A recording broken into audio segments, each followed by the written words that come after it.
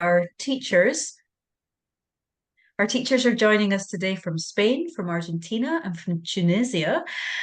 And we're going to hear from, well, different teachers about different ways they are breaking down barriers in their classroom. We'll have three short 15-minute presentations with interactive and activities and classroom ideas. And then we'll all come back together and we'll have a Q&A session so that you can ask these teachers how you can use their ideas in your classroom. So I think we are ready to get started.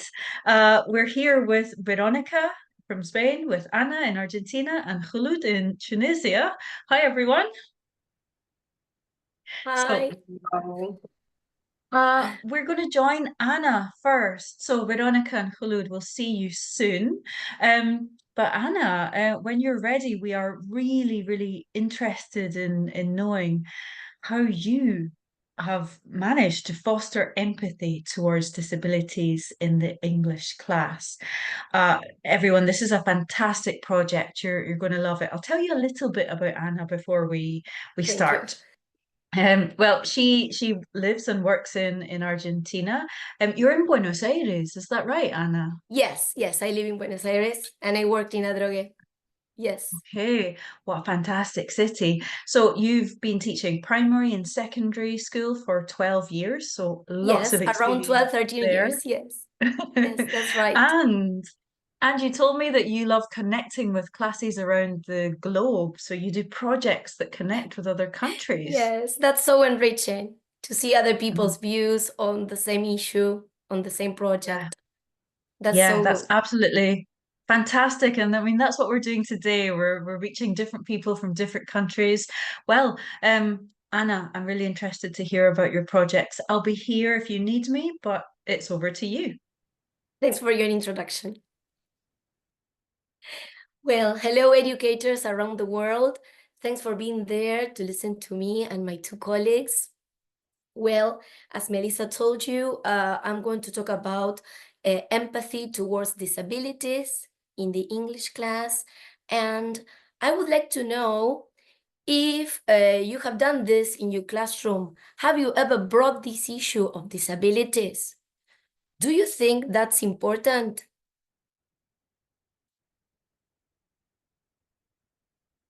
Let's see what you think.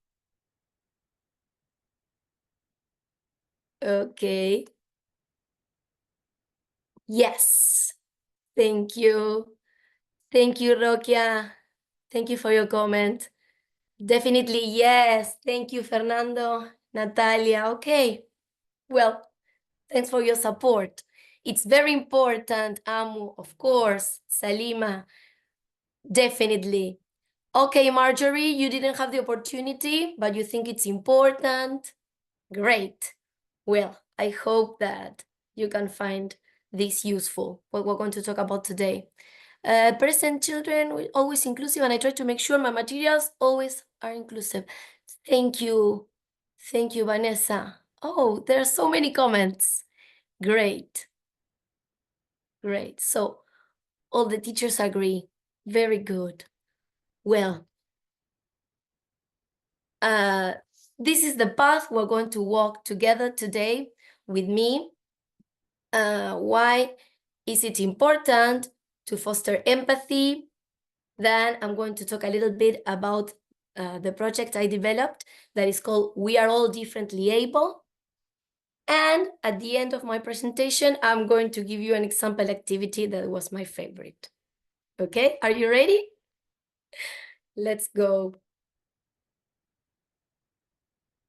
Why is it important to foster empathy in the classroom? Well, I have done some research and it's important for several reasons. Emotional intelligence, it's good for conflict resolution, for bullying prevention, and also for academic success. Well, first of all, developing emotional intelligence contributes a lot. I mean, fostering empathy contributes a lot to emotional intelligence. What is emotional intelligence? It's when we can understand, recognize, and manage my own emotion and other people's emotions. So this is crucial. Second, conflict resolution. Well, I work in primary school and we always have conflicts. Even the smallest conflicts are obstacles for learning sometimes on a daily basis. But empathetic kids are better equipped to mediate or to solve problems because when you are an empathetic person, you can be in somebody else's shoes. So you can have a different view on the problem. You can see a problem from different angles.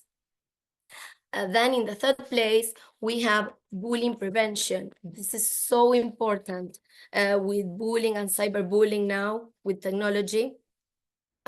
When we have empathetic students, there is less bullying. There are less bullying in the classroom because kids understand, they're more understanding and they're more compassionate. So it will help a lot regarding discrimination and bullying. And the last issue that is super important is academic success. Well, when we don't have social problems, we don't have discussions or students feeling sad or angry or scared or unsafe, kids can concentrate in what's important, that is learning and sharing with their peers. So this is why it's so important to deal with these topics. For example, in my case, disabilities. But it's always important to talk about any type of discrimination or bullying. We have to make this visible. Well, now let's go to my experience. We Are All Differently Able project. Well, this is a project that I love and that I have developed for like 3 or 4 years in a row with my coworker Adriana. And well, the SDG, the Sustainable Development Goals, that gives the background and the framework to this project is SDG number 10, that is reduce inequalities. Well, and here you can see some illustrations, well, on autism and, well, different types of disabilities, just to illustrate a little bit my presentation. Okay, I want to tell you that we have developed this project in Buenos Aires with students in 4th form primary school. They are around 9 years old, 10 years old. And we had a very interesting and creative hands-on final task that it was the guide for our project, that was to design a new plan for the school to make it wheelchair friendly, to make it accessible. So kids had to eliminate architectural barriers at school and to make it wheelchair friendly. We used a digital tool. I can't remember the name, but there are so many. And first kids had to go around the school and we measured doors. We checked if toilets were appropriate for learners with wheelchairs. We checked how steep ramps were, or if we needed new ramps around the school. So to achieve this final task, we did so many activities throughout the weeks. First of all, we had to know about disabilities, so we read different informational texts that were short and appropriate for their age. So we read about autism, Down syndrome, deafness, blindness, and with these short informational texts, kids got to know about the situations, but also about the vocabulary related to disabilities. Then, for the personal perspective, kids had a homework that was check at home if there were some rooms that were wheelchair friendly or not. So they made a list of the places that were accessible or not. So they analyzed if the toilet was appropriate, or if the backyard, okay, it doesn't have a ramp, there are some steps, or my patio has some decorative pebbles, so this is not good for a wheelchair. Then For the local perspective, this was very interesting. Kids had to go around the town and take pictures of shops, of schools or different places, identifying obstacles or also places that were accessible to share with the rest. And for the global perspective, well, we read and saw videos of different countries. We could see different types of playgrounds around the world that, well, kids with different disabilities could play there.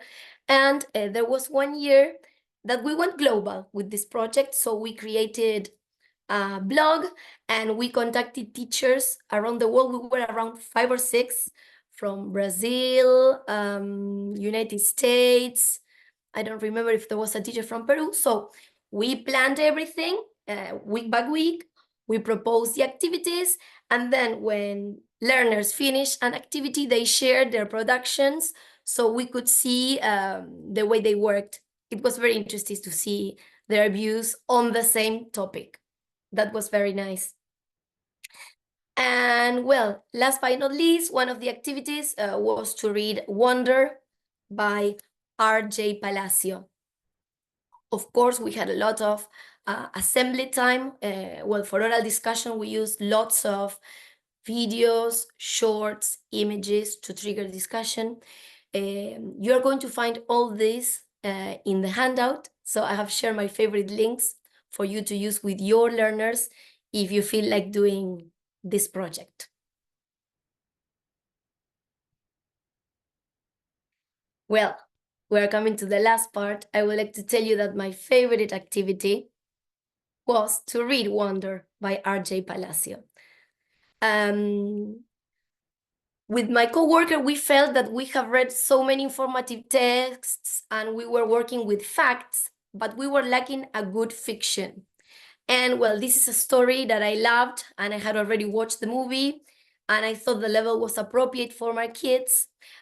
So, well, why not? So we started reading Wonder. We didn't read the whole book.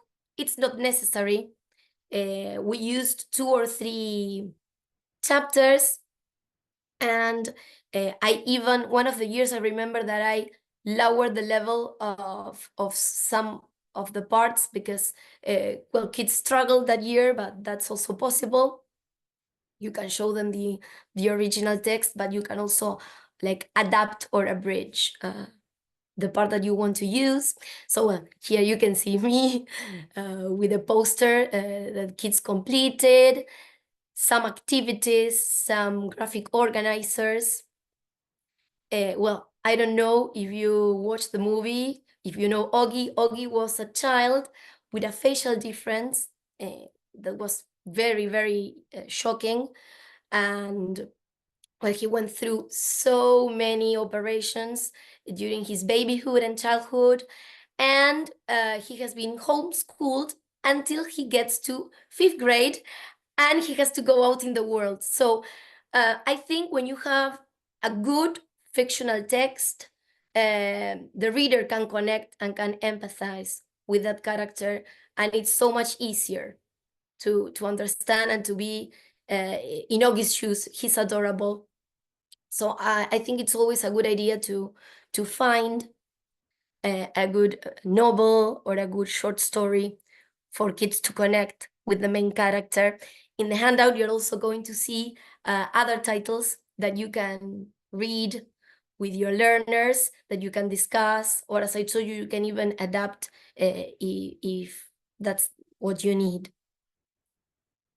Well, one of the activities we did with Wonder, well, was to do a character analysis. Yeah, so, and what was nice is that Augie was more or less my student's age because he was in 5th grade and my kids were in 4th. So Augie was like a friend by the end of the project. Yeah, so we talked about similarities, differences with Augie. Yes. Well, the age, he liked ice cream, playing ball, etc. Well, then we also created this huge poster with Augie's thoughts. In this way, we were working on empathy. What did Augie think? Yes, I'm confused. We also work on feeling vocabulary. Some people feel scared about me, but I think I'm normal. I'm depressed when other kids bother me. This poster accompanied us the whole project. I feel frustrated because I wasn't born with a normal face. I'm ashamed of my face. So, well, this was after reading chapter 1. Then there's a big character development, and Augie's attitude is totally different by the end.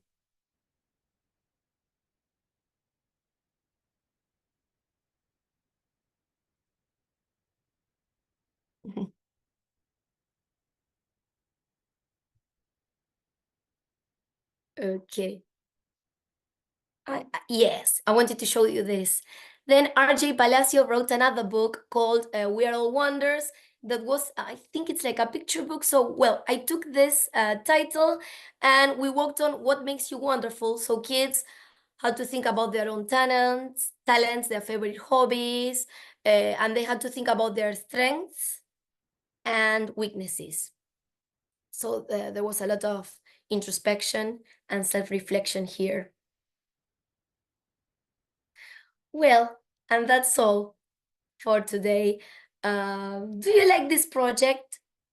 Which activity would you like to do in your classroom? Do you think it can work for your students?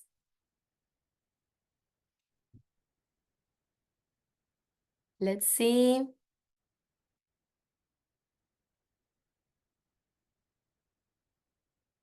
Film named Luca. Yes, thank you, Muslim. Thank you. That movie is wonderful. All the activities are great. Thank you. Thank you. Redesigning for wheelchair access is excellent. Thank you, Benjamin. Great. Empathy and kindness. Thank you, Vanessa. Oh, I feel so happy with your messages. Thank you. Great activity, Salima. Thanks. Thanks. Orion and the Dark. Ramin, I don't know that. I will investigate Orion and the Dark.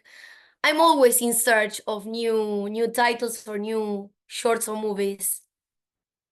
All the activities are appropriate. Thanks, Rebecca. Thank you. Thank you, Ravi. Well, you will have lots of links in the handout so you can use it. You can use them with your students. I hope that you can take profit from them. Well, thank you so much, Anna. What a beautiful project. And really thank you for providing the pictures of the work that your students done. And that was such a good way to help us understand what we could do in the classroom.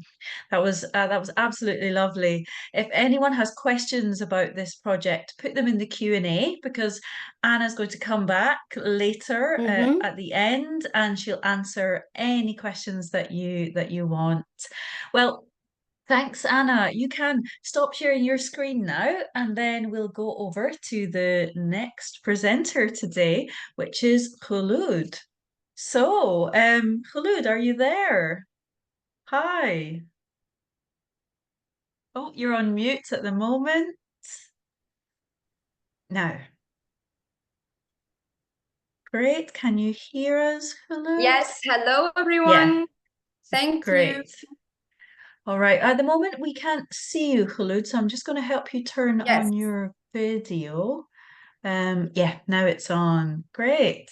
Well, yes, thank thank, you. thanks for coming, Khulud. I know that you've also got a really interesting take on how you break down barriers in the classroom. So you're joining us from Tunisia, is that right? Yes, And I looked at the weather and it's extremely hot today. What's the that's why temperature I am there? using it. Well, I'll tell everyone a little bit about you, then you can get started. So, Khulud is a state school teacher in Tunisia, but she is really specifically interested in gender equality. So she did a 2-year training program, which resulted in a big piece of work. And now you're working on your MA thesis, which includes some of this research. Is that right? Yes, it's on interdisciplinary studies. Okay, fantastic. Well, this is it's a topic that we're all really interested in. So, Khulud, I'll be here if you need me, but I'll let you present your idea, and then like with Anna, if anyone has questions, Khulud will come back at the end, and we'll talk about it together. All right, Khulud, have a great time. Thank you so much, Melissa. Hello, everyone from around the world. So within this vein of dismantling barriers in and outside the classroom, this presentation is entitled, Can Surveys Promote Gender Equality in ELT Classes? So before starting, I'd like to hear from you. How often do you address gender-related issues in the classroom? I'd like to see your comments in the chat box or in the lobby. Do you have specific dates that you tackle, in which you tackle gender-related issues? Yes, sometimes. Yes, I see comments. Yes, 2 or 3 times a year. Yes, as often as I can. We encourage this once in a while. Yes, working on gender roles is very important. I agree with this comment. Yes, we do. Yes, it's part of the curriculum here. Yes, very good. At the beginning of a new cycle, yes, maybe. Yes, I see, unfortunately, some comments that say not very often, but here are some ideas for you to tackle this issue in order to promote gender equality in and outside the classroom. So my plan goes as following. Teaching about gender equality. Is that enough? Is that it? Can we just stop there? What about going to assessing students' assimilation thereof? But how can we do so? Okay, I want to explain why I chose surveys as an assessment tool and how fruitful they were in doing so. And I'd like to proudly and happily share with you my students' feedback about these activities. So this first part sets the tone as to why it's highly recommended to constantly remind students to apply gender equality outside the classroom, in and outside the classroom. Unfortunately, gender injustice still represents a barrier to learning, despite doing tons of research and developing different and various gender-aware activities, more inclusive teaching methods, as well as implementing in some countries, which is a very good move, implementing mainstreaming policies around the world. Yes, this global effort, and because of some complex factors, still poses a barrier. So tons of research undoubtedly say that gender inequality, discrimination indeed lead to many socioeconomic as well as political problems such as exclusion. The risk of discrimination is getting higher. Dropouts, unemployment, poverty rates are increasing because of that. And a UN report, in fact, is saying that an estimated 110 million girls and young women will be out of school in 2030, which is very alarming, and it's urging us to tackle more and more this issue. I'd like to hear your ideas first. How would you address gender-related issues in the classroom? And then I'll tell you about mine. What are the ways you can think of to discuss such issues, to bring them into the classroom?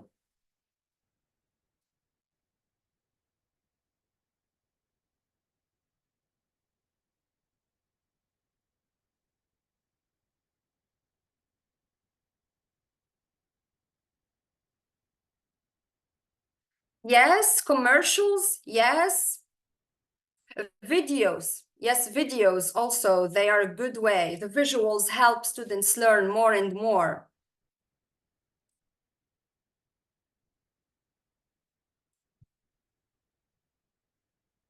Any other comments, any other ideas, ways, measures that you can think we can, by the measure of which we can address this crucial issue? Yes, fiction.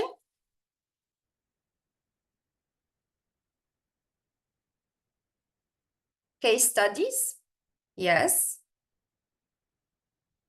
I can think also of role plays, of role reversal plays. Yes, Anna is suggesting a fiction, which is, yes, yes, stories and role plays. Indeed, I agree with this.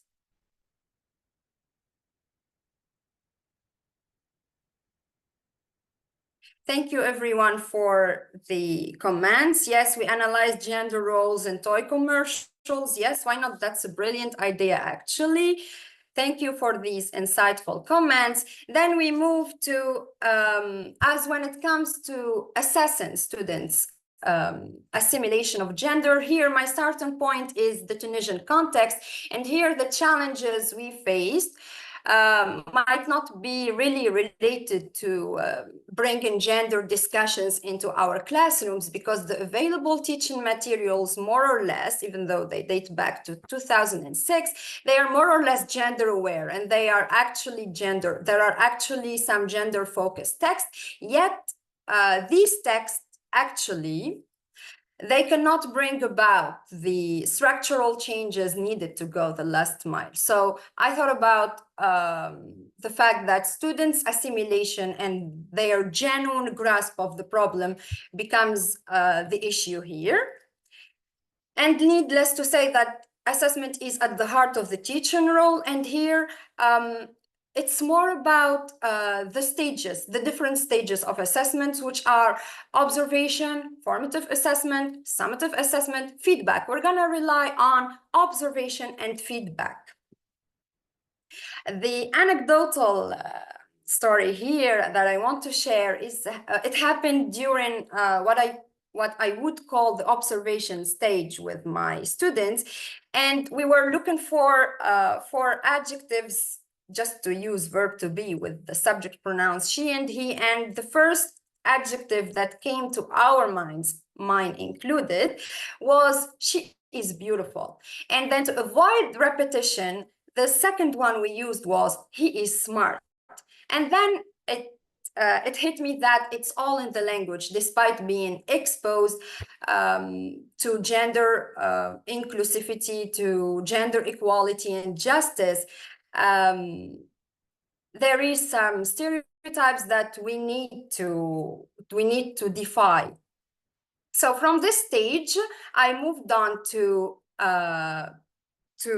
surveys. So sorry, I know those who are watching via mobiles cannot see this clearly, but this survey is the initial survey I used with my students. And here are the sections that I divided it into. The first section would cover a general understanding of gender equality. It's about prompting reflection and discussion, starting from the very definition of the terms that we are tackling. By the way, this definition activity, we can use it in a follow-up surveys. The follow-up surveys function as a way to measure growth from the initial survey to one of the latest ones. So, so we started with the definition.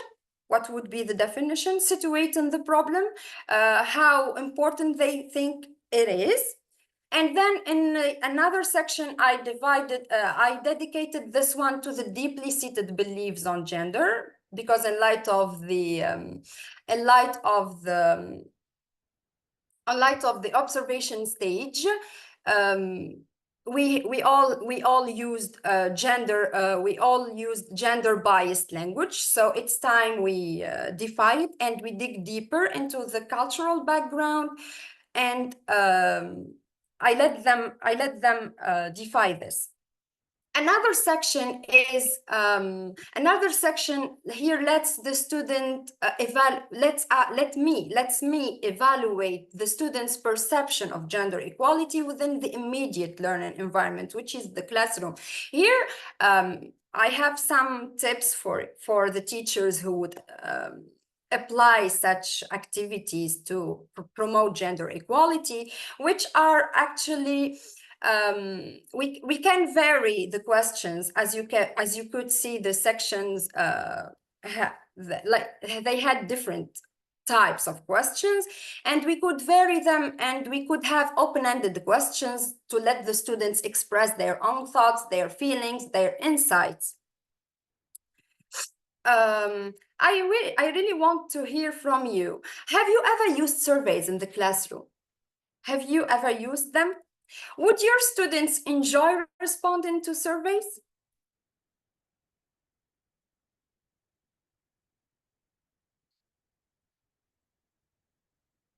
Yes. Good.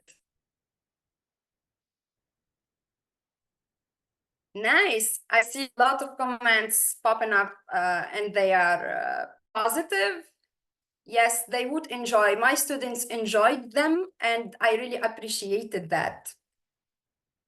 Yet, yes, not most of them are likely to enjoy these. Yes. Yes, that's very nice.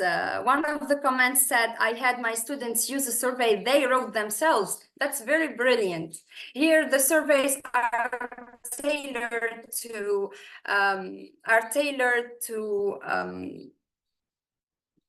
based on the observation stage, and they are customized in order to defy the very stereotypes I found. Thank you everyone for responding. I need to move on to the three last activities that you could do and you could include in surveys. And the one good thing about surveys is they are comprehensive, they are versatile. There's no need to tackle activities separately. Different types can be somehow incorporated in just one form. And these are two examples of the most ones that had palpable effect. Here, in order to spot the discrimination, here I could tell them, imagine the following scenario: the teacher is correcting the exam, the teacher looks exhausted, the teacher is teaching very long hours, and the first subject pronoun that would pops up usually would be he seems tired. So we would stop and say, why did we discard the she? Why did we only think about the he? Another one, and that's the last activity I would suggest. Scenario-based surveys are my favorite after role plays. These would prepare us for real-life instances at classroom.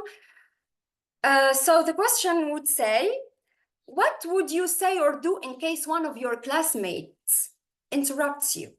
So here there is a list of options the student would choose from. They are non-violent, and this activity is mainly targeted for girls. The first option is ask politely to continue speaking. There's another one, express discomfort, seek support from the teacher. Some of them opted for this one. And proudly in follow-up surveys, none of them used "I'm not sure what to do," because each one of them had a stance and chose one non-violent measure in order to defy this discriminatory behavior inside the classroom. I hope you enjoyed the task. And here is the code we developed with my female students. We stand up, establishing eye contact, ready to defy discrimination. We put smile on our faces. That's the feedback on this scenario-based activity. And this is the code we developed together. It's just like a class contract. They would stand up, they establish eye contact with the one who interrupted them, and they are ready to interrupt themselves, putting a smile on their faces. Some of the other positive comment goes, I really want to thank you for don't forget the smile on your face. It worked when he interrupted me. I'm very proud of this feedback. Also, there was some negative feedback, but needless to share it. My friends didn't like my new attitude, but they were proud thereof. Last thing I want to tell you about is don't forget the follow-up activities. Based on the surveys, you tailor the, you analyze the evidence, and you tailor the activities based on the results. And here you will have evidence-based decision-making. And of course, classroom debates and role plays will be very useful. Thank you, everyone. And here's something. We have a free course on gender. It's part of Teaching English with British Council, and it's for free. Everyone, you should hurry up to sign in. Thank you, everyone, for listening. I hope you like the ideas and the activities. We absolutely did. There's lovely ideas, so many fantastic classroom activities. That was fantastic. So my colleague Joanna will put the link to the course in the chat. And Khulud, we're going to leave you now, but come back later to answer questions. We're going to go over to our third presenter today. It's Veronica Igareda, and Veronica's joining us from Spain. Hi, Veronica. Hello. You're in one of my favorite cities in the world. Yes. Tell everyone where you are at the moment. I'm in San Sebastian in Donosti, the northern Spain, in the Basque Country. If people don't know it, it's so beautiful. Go and look it up now. Our secret is out. Yeah, it is. So Veronica works in that beautiful city in the north of Spain, in the Basque Country. She's got 20 years of experience in the classroom, and she defines herself as a social justice informed educator, which great. What better person to come and talk to us about breaking down barriers. And at the moment, Veronica works as the DEIB coordinator with her school, which is the, let me get this right, Veronica, Diversity, Equity, Inclusion and Belonging. Is that right? Yes, perfect. Great. That's a new part of the acronym for me today, so I learned something. Well, Veronica, we're really interested in what you're going to say, and it links with some of the previous webinars. It links with the Catherine Riley webinar and the Amina Zawidi webinar. So I think teachers will learn lots from this. So when you're ready, Veronica, you can present. Thank you very much. Let me just share my screen. Sure. One moment. Here we go. Okay, hello, welcome everyone. Thank you. I'm really honored to be part of this series with a lot of great speakers. As Melissa said, I have been living and teaching in the Basque Country for the last 20 years. And throughout these 20 years, I have encountered some insensitive language or behavior in the classroom. Today's session is focusing on how do you respond to insensitive language in the classroom. So in this short session, we will look at what offensive or hurtful language is. And we'll look at a tool for dealing with these situations more confidently. So what could offensive language look like? Well, it could be a racist comment, a sexist joke, an offensive stereotype. I think in Amina's session, we saw how she talked about Africa, helping Africa. teasing someone about his or her or their disability, a hurtful rumor, a homophobic slur, laughing at someone's mental health. So I would like to ask, have you ever witnessed or experienced an offensive situation in the classroom? Could you please type in the chat, yes or no?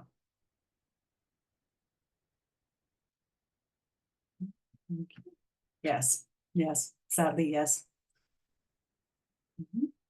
Yes, I see a lot of yeses coming in. No, great, fantastic. There's no no's. Yes, sadly, yes.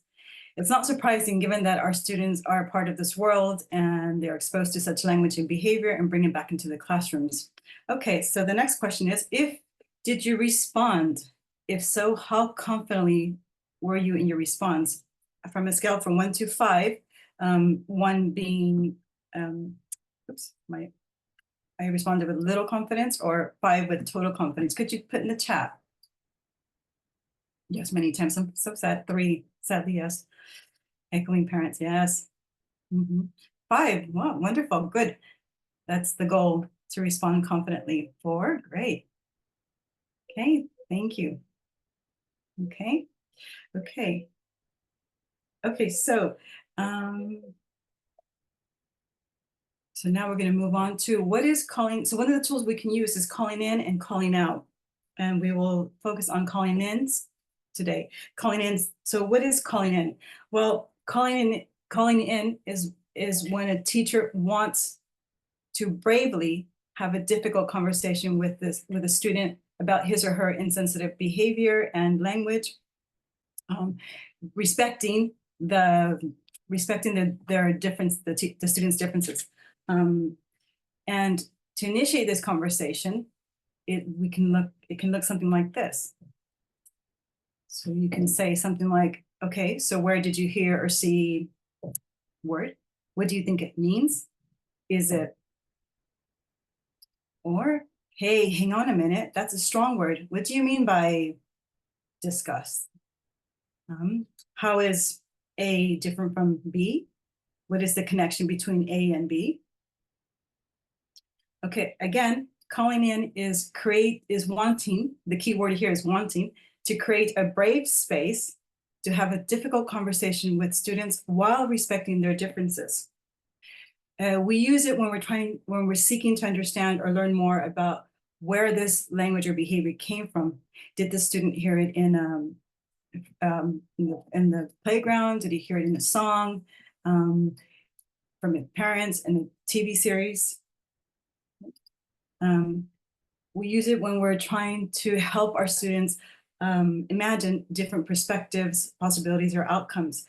Does the student understand that people have different opinions and different lived experiences? Does he know that even though the intent might have been a joke, the impact is hurtful? We also use it because we care about each other. We invest in the relationship. Calling in builds rapport, and it models kindness, and it builds trust. And finally, we use it, we use it to foster awareness without the shame.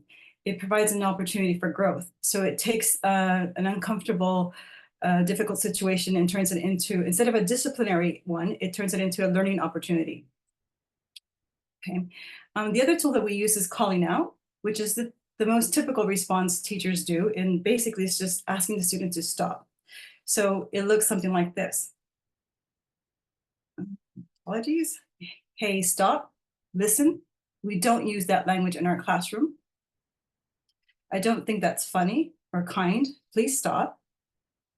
It sounded like you said, that's not appropriate. Stop, please. And we use calling out when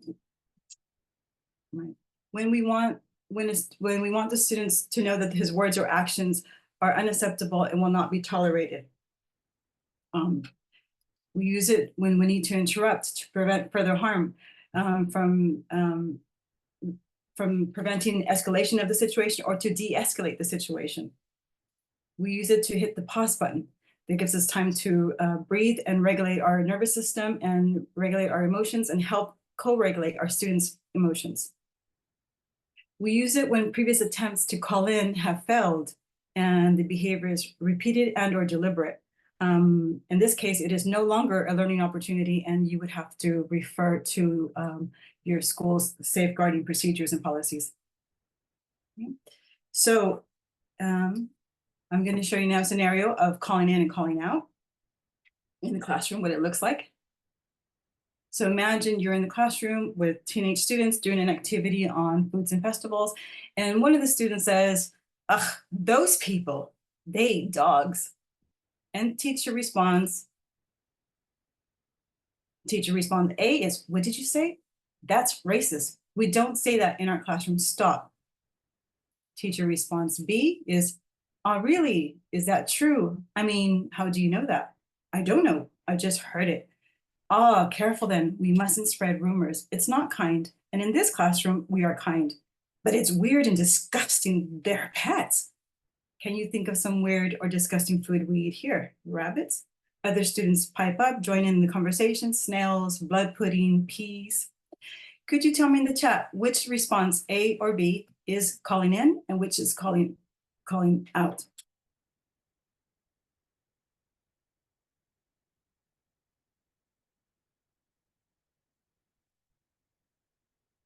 A calling out. Yes. Good. Correct response. Yes. Yes, thank you. Yes. So correct response is A is calling out and B is calling in. Now, next question is, what do you notice about calling in and calling out? Can you write your ideas in the chat? What's the difference?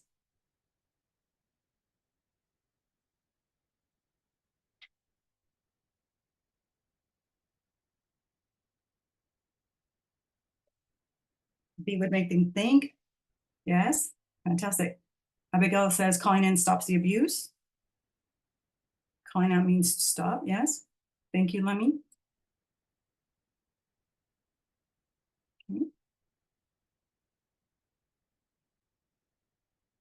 Okay.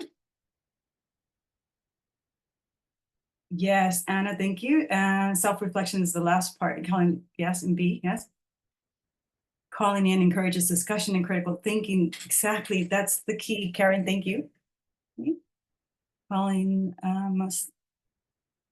in invites students to be receptive, reflective thinkers and change the thinking mode. Yes, great, thank you.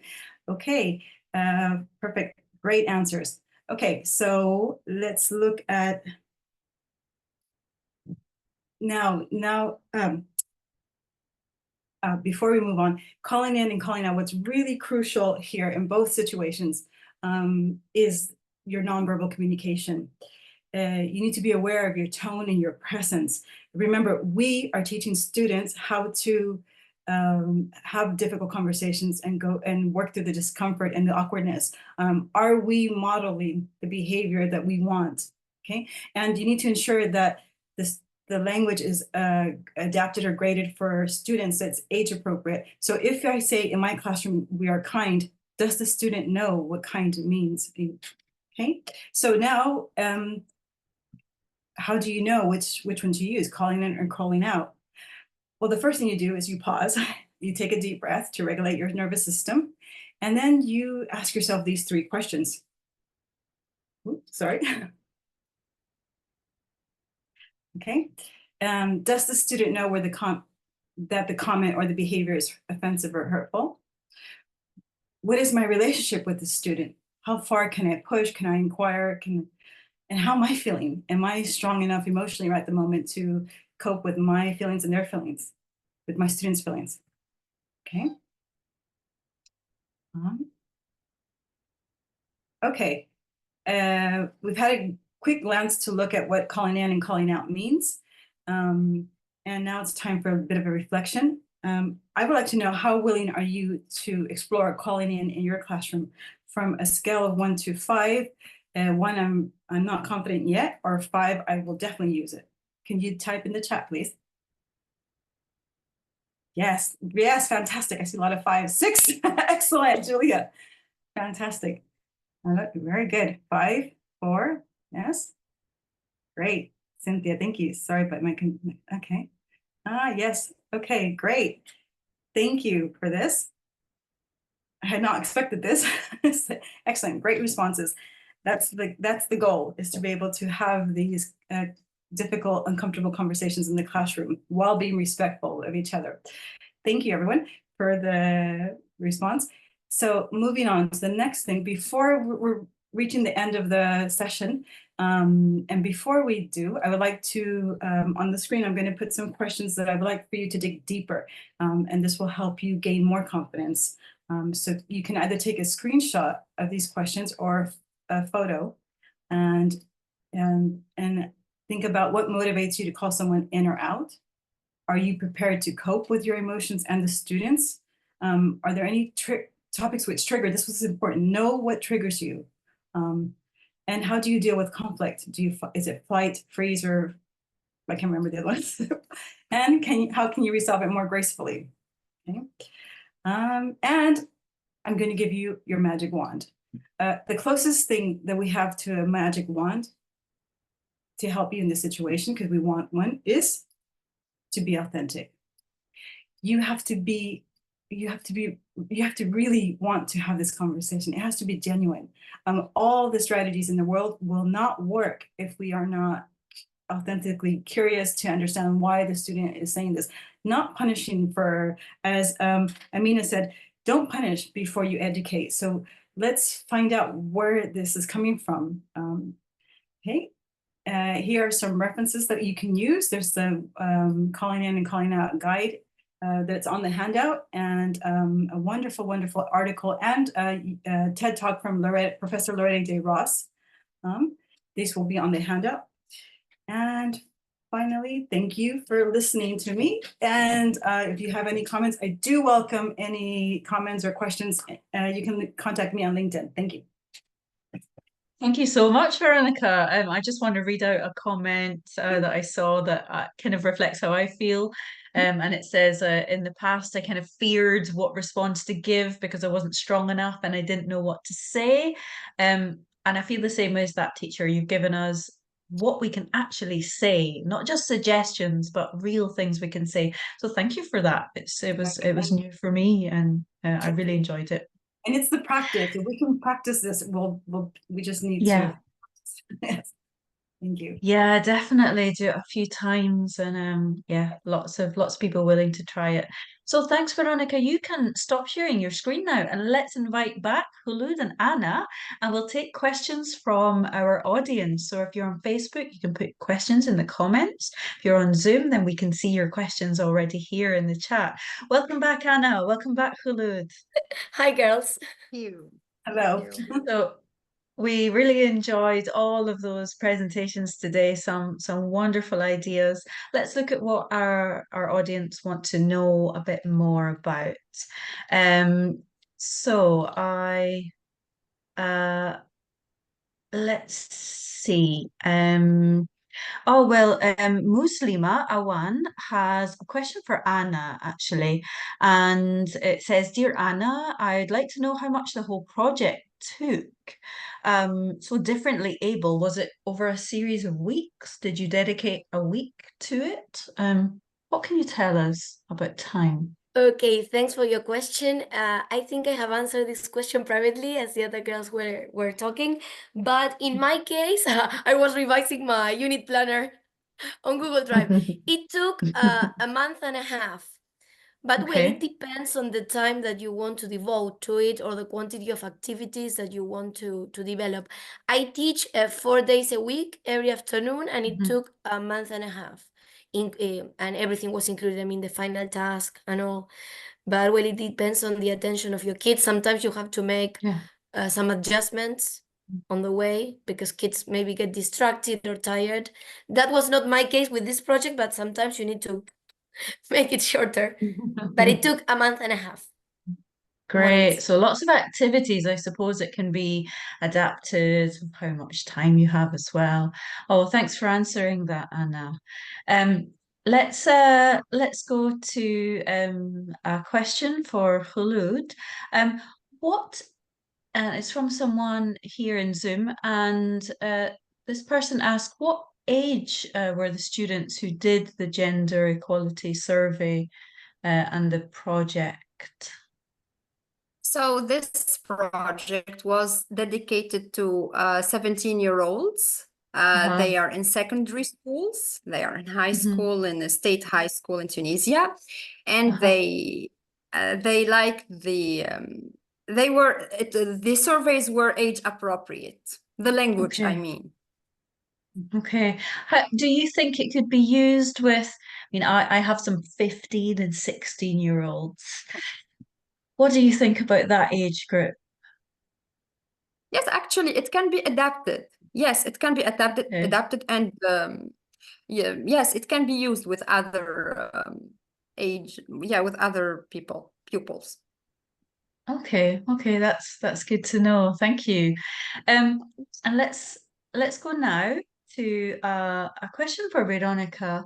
It's come from someone in Zoom, and it asks, do you call in a student to talk to him or her individually, or do you have that conversation in front of the class? It's an interesting question. Typically, when you call in someone, it's done privately. I Okay.